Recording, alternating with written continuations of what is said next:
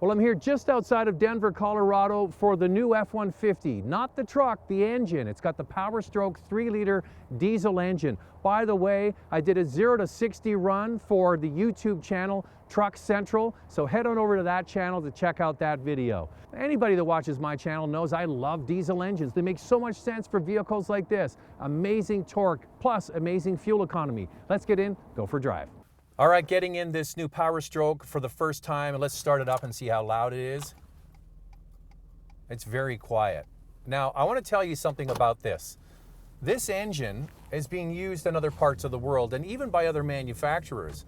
So it's their Lion. That's the name of the engine family of engines. And it's developed in the UK, just outside of London. It's an old factory there where they make this engine and use it throughout Europe. We know in Europe, diesels are very, very popular. And this is also used by Jaguar Land Rover. So if you drive one of those new, Range Rover Sports or Land Rover Discoveries with a diesel engine, the block, the pistons, and a lot of the engine actually development was done by Ford. So they make the engine for them. Now this is different. It's been modified for the North American market and to fit inside the F-150 application. So what they do is they package it differently. For example, they move the turbochargers around. This has got a variable geometry turbocharger. And I gotta tell you, first impressions, wow. This is so smooth and refined. And now, because the F-150 has a 10-speed automatic transmission, it's keeping the engine in that meaty part of the rev range most of the time to give you all of that torque. So yeah, it's got a really refined feel to it, and I love diesel engines. I gotta tell you that they would be a no-brainer for me. And the great thing is we've got so much competition now. The Eco Diesel is gonna be coming back in the new Ram.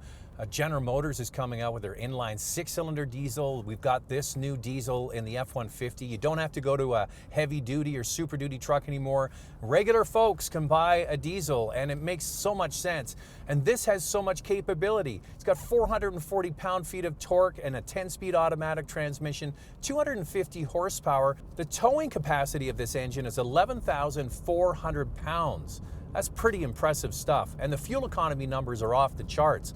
10.8 liters per 100 kilometers in the city and just 8 liters on the highway. That works out to 30 miles per gallon on the highway here in the United States. That is impressive stuff. Now, there is a price premium, but if you're gonna own this truck for a long period of time, this is the one I would get. Now, Ford, I think, has the widest spectrum of engines. You've got the EcoBoost engines, you've got the smaller EcoBoost, you've got the 3.5 liter, you've got the 5 liter, you've got this diesel. They've got 5 different engines available in this truck. So they're charging a premium for the diesel, but I think it's worth it. All right, what's your name? Okay, I'm Jim Osio. I'm with the F-150 team, the vehicle engineering manager. Okay, so you're the one that integrates everything together. Exactly, right? Yeah, making it a vehicle that satisfies our customers' needs and making all of the attributes work together. So when was the plan? When did the plan come together to actually say, okay, let's get a 3-liter diesel and put it in? A 3-liter diesel? Well, that's been a significant request from our customer base for years. Yeah. Right? There's been a lot of interest in bringing forth a diesel in the F-150. So we're very proud to have it as a new addition to our lineup, right? To satisfy that demand, to satisfy those customers that want the fuel economy benefits that it provides, and the torque, the towing, all of that. Exactly. Right? I own a diesel. I wouldn't live without one. Yeah. They're great. But we want to show you that this powertrain, just like the rest of our powertrain lineup, can handle some significant off-road events with ease. All right, they're done. I don't mean to rush you guys, but I can't hold that shuttle much longer. So yes, so we're going to do a short loop, and then we'll come back, okay? That's perfect. So when do you need us back, John? Well, ideally... 10 minutes? Yeah, 10 or 15. Okay, we'll be back by then. We won't do the whole thing. We'll just cut it short. Thanks, you guys. Sorry to rush you. No problem. I got a lot of... It's always the case.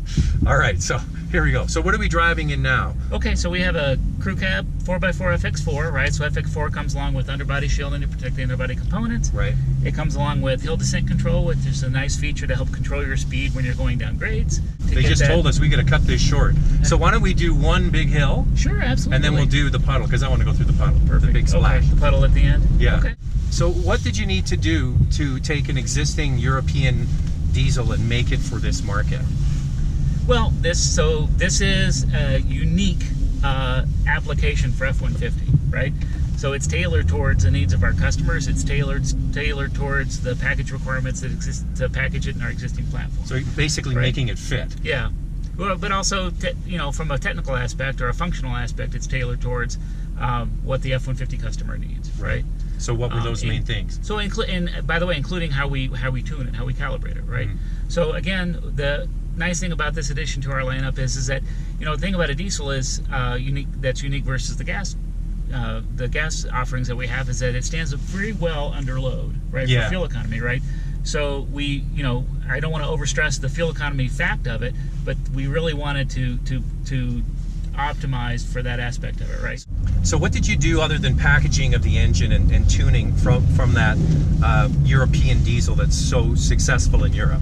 Well, so we also wanted to make sure that we satisfied what customers want in terms of a diesel application in F-150, right? So we've got a lot of comments about how quiet it is, right? So it's really quiet. Yeah. So then that is partly the engine, but it's also the treatment that we put on the vehicle to keep that noise from, the noise that is there from the engine getting into the vehicle. And you don't use noise canceling at all. It's just basic, good old insulation. It's just sound package, exactly. Right. No, there's no active noise cancellation or any sort of electronics involved. This has towing capability. It's nothing to sneeze at. 11.4, big, huge number. And what's the 3.5 again? 3.5 is now up to 13.2. Yeah, so it's not far off. Not far off. No, nothing to sneeze at. That is a big trailer for. Now, 10 years ago, that was what everybody was shooting for 11,000. Now we're way past that. Yeah, it's not that long ago that was the domain of Super Duty over 8500. For sure. Right? So so nothing to sneeze at. But again, it's for that customer that may want to tow frequently, and doesn't want to give up fuel economy while under load. So you get that fuel economy while unladen and then with load as well. All right. So what do I do now? When you're ready, just full throttle. Full throttle all the way up. Full throttle all the way up a hill. Woohoo!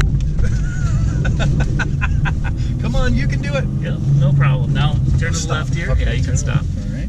Now I'm just going to tell you that we may not be able to get the full effect of it, and the reason is it is so slick, right? So the whole point of hill descent control, what it does is it will control your descent for you. So it will modulate the brakes. So you can just lift off, let it roll. Literally put your feet on the dash if you wanted to. Now the problem is that when it's slick, we're sliding down. Yeah. So when it's slick like that, you can. That's more fun though. Well, it's more fun. So either via hill descent control or with your your foot on the pedal, you can lock up the brakes. Now you're just sliding at that point, right?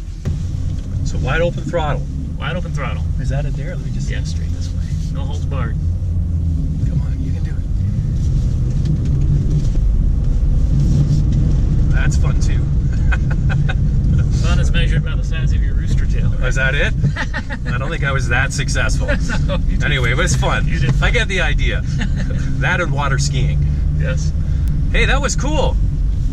So what do you think? Is this going to sell more than 5%, you think? Well, I think it'll do very well. Again, a lot of demand for it. I mean, what we're trying to show you here today is the advantages of it, but also the fact that there's no compromises, right? We didn't compromise what an F-150 is with this application, right? There is no clickety-clack. You can't hear any diesel noise. This thing is very well it's done. Been very easy for us to talk back and forth. No, right? you would never know there's a diesel at play.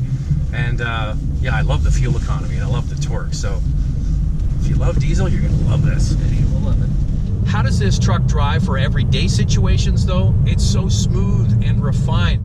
And because it's matched to the 10-speed automatic that's standard in this F-150 now, it always keeps the engine in that meaty part of the torque range to give you a satisfying experience. And it's very quiet as well. You don't notice at all, except for initial launch away from a light, that there's a diesel at play here. So there you go. First impressions of this engine, very smooth and refined. The power delivery is good. So you've got best-in-class towing capacity with a diesel, best fuel economy of any truck, and there is a price to pay for that though. So all of this torque and fuel economy does come at a premium to get the Power Stroke diesel. What they do is they make you pay a premium depending on which engine you're upgrading from. So the price difference can be quite remarkable, but you have to look at your ownership over the long period of time, or if you do a lot of mileage on this vehicle. Now that truck I showed you at the beginning is only for fleet sales. You can't get this engine in that model. You have to go Laramie and up in order to get this diesel engine. Now if you're somebody that loves economy and you have long-term ownership in mind, this new engine might be right for you.